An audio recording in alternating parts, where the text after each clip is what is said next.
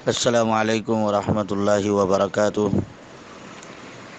کل کی جو تراویح گزری اس تعلق سے آل انڈیا امامز کونسل کی جانب سے افکار قرآن اسباق نمبر 2 میں اعوذ باللہ من الشیطان الرجیم بسم اللہ الرحمن الرحیم لا اکراہ فی الدین قد تبین الرشد من الغی فمن یکفر بالطاغوت ویؤمن باللہ فقد استمسک بالعروۃ الوثقی لا انفصام لها واللہ سمیع علیم۔ دین کے معاملے میں کوئی زور زبردستی نہیں ہے، صحیح بات کو چھانٹ کر غلط بات سے الگ رکھ دی گئی ہے۔ اب جو کوئی طاغوت کا انکار کر کے اللہ پر ایمان لے آیا، اس نے ایک ایسا مضبوط سہارا تھام لیا جو کبھی ٹوٹنے والا نہیں ہے، اور اللہ جس کا سہارا اس نے لیا ہے سب کچھ سننے والے اور جاننے والے ہیں۔ یہ آیت اسلام قبول کرنے کی دعوت، اس کا راستہ، مزاج اور اجر و ثواب کا بڑے خوبصورت انداز میں پیش کرتی ہے۔ اس میں پہلا درس یہ ہے کہ اسلام قبول کرنے پر کسی کو مجبور نہیں کیا جا سکتا۔ اسلام کی پوری تاریخ اس پر گواہ ہے کہ کسی کو کبھی زبردستی اسلام میں داخل نہیں کیا گیا، مگر آج یہ شرمناک الزام مسلمانوں پر لگایا جا رہا ہے کہ انہوں نے کبھی طاقت کا استعمال کر کے اور کبھی پیار و محبت کے فریب میں مبتلا کر کے غیر مسلموں کو اسلام لانے پر مجبور کیا ہے۔ یہ آیت بڑے واضح طور پر اس الزام کو سرے سے خارج کر رہی ہے۔ یہ ایک نفسیاتی حقیقت ہے کہ اسلام ہی نہیں، کوئی بھی نظریہ کسی کے اوپر جبراً نہیں تھوپا جا سکتا ہے۔ اسلام میں کوئی زبردستی نہیں ہے، بلا کسی دباؤ، لالچ اور ڈر کے انسان کی آزاد سوچ کا اسلام استقبال کرتا ہے۔ اسلام قبول کرنے کے معاملے میں کسی طرح کا زبردستی نہ کرنا اسلاف کا طریقہ رہا ہے۔ مذہب عام طور پر روایتی یا وراثتی طریقے سے ماں باپ کے زیر سایہ ابھرتا اور پروان چڑھتا ہے۔ بچوں کے اندر اخلاق و ایمان پیدا کرنے میں والدین کی کوشش ہو سکتی ہے، مگر عاقل و بالغ لوگوں کے سامنے اسلام کو بڑی حکمت و مصلحت اور سلیقے سے پیش کرنے کی ضرورت ہے۔ جس طرح گلشن میں کلیاں و پھول کھلتے ہیں، بالکل اسی طرح سماج میں نئی نسلیں پروان چڑھتی ہے۔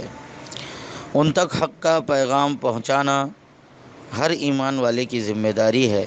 اس آیت کے اندر گمراہ کن راستے سے راہ ہدایت صاف ہے کی تعبیر سے یہ بات واضح ہو جاتی ہے کہ وراثت میں ملے ہوئے ایمان و عقیدے کو آنکھ بند کر کے تسلیم کرنے سے اللہ تعالیٰ نے منع کیا ہے۔ اسی لیے اسلام کو سمجھ کر، مثالی دین کی حقیقت پہچان کر اس کو تسلیم کرنا ضروری ہے۔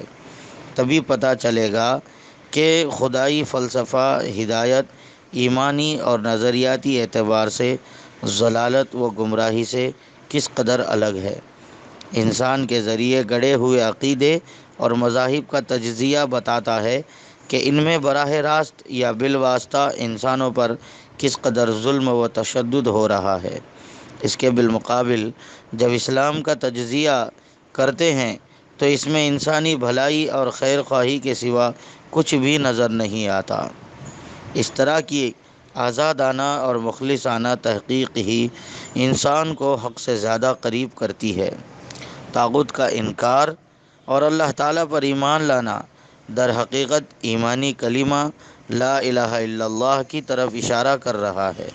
طاغوت اللہ تعالیٰ کے دین کے نظام کو درم برہم کر ڈالنے والی ایک ظالم اور بری طاقت کا نام ہے۔ شیطان، کاہن، جادوگر، پروہت، ظالم اور ظالم بادشاہ وغیرہ کے ذریعے اس کی تفسیریں اسی طرف اشارہ کرتی ہے۔ تمام جعلی خداؤں کی عبادتوں اور ان سے منتیں مانگنے سے پوری طرح سے اجتناب کرنا ایک مومن کی پہچان ہے۔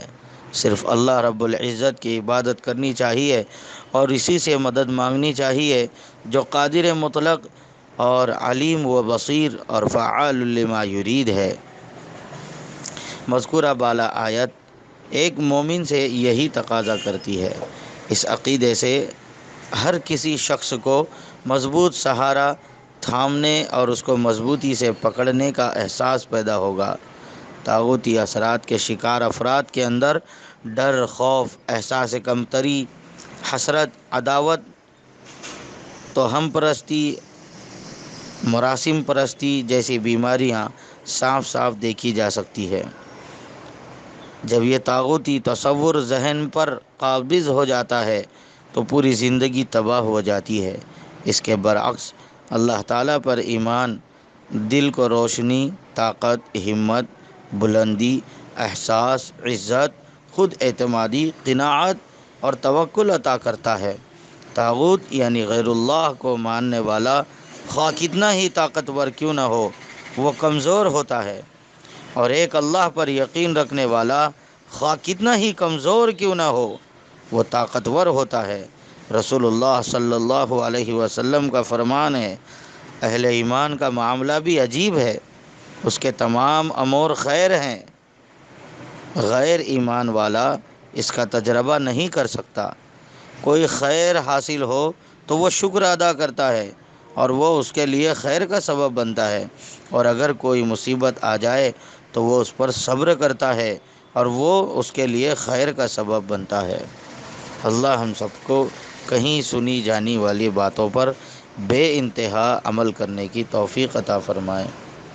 وآخر الدعوانا ان الحمد للہ رب العالمین۔